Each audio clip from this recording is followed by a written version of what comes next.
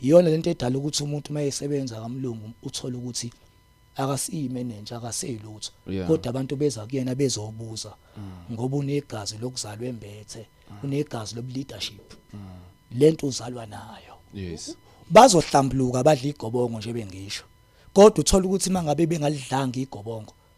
ozofika kuqala kwisangoma yeconsultant wena ufika uyiveze kuyena kube ngazuthi uyena ufanele athwase kanti cha kuvela siyasikhala somsebenzi uthi wena wawuyisangoma kodwa wasala ususala kanjalo umsebenzi wakho ingakho ke ukuhamba isikhathi kugcina kwenzeka izangoma zamanga ezindle imbumo ngoba ubaba uziveze kumina kuqala ngoba imina ohambile wayoconsulta kuqala but mina bengingafanele ngithwase ngase ngifike ngezwe kuqala mina ngase ngifike ngaba namandla okulungisa kanti umfowethu ongilamayo okuyiyena ubaba washiya kena